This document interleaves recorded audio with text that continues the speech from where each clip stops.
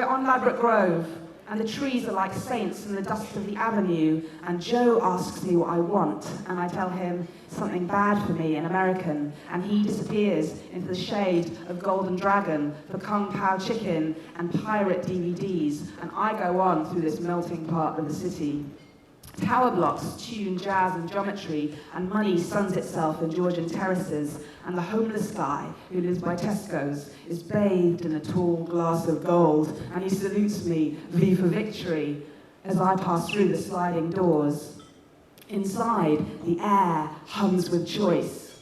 If you are what you eat, I'm a Rubik's Cube of biochemistry, consumer of international scandal, global cuckoo diverting food from other people's fridge, other people's mouths to my sleek fridge.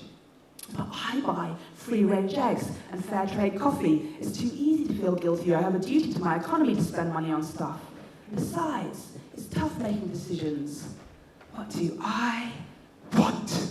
Pick me, shines the New Zealand fun-size Fuji, and the Danish bacon stripes fatly, and the South African Merlot winks ruby, and the French Brie shrugs.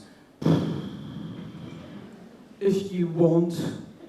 I'm examining some vegetarian sushi when a fight breaks out in aisle 2. Excuse me, hello? A man has cubaged. Perhaps an accident. Zigzag trolleys jostling for position. It could happen. Still, he can't be allowed, not when there's so much feistiness around. If he was sensible, he'd retreat. But he stands his stolen ground. Get back in your own line, shouts a matron in a sari. Get back to your own country.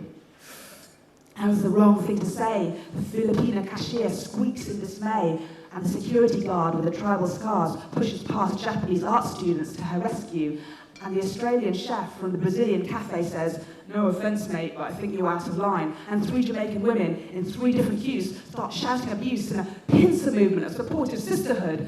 And the one other English-looking guy, organic chicken in his basket, takes his iPhone out of his pocket, and ooh, look at his thumb go, he's not really here at all, he's surfing.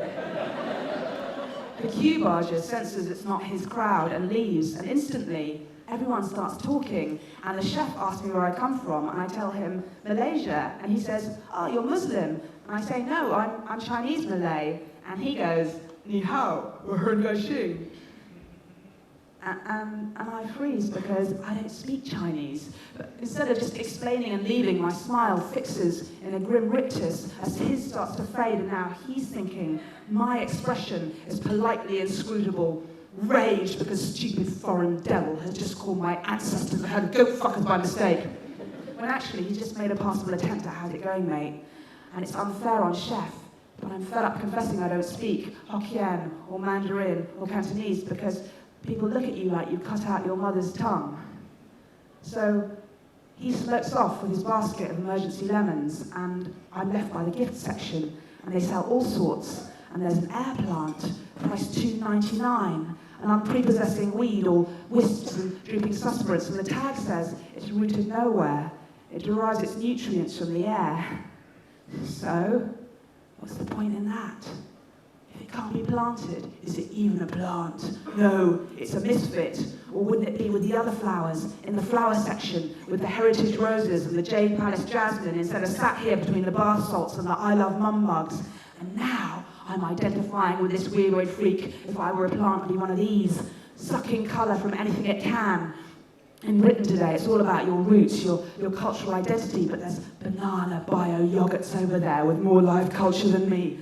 I've got to get out of this place. I'm having a negative epiphany in the dairy section of Tesco's. A double disgrace to my race, a crisis of Chineseness surrounded by cheese.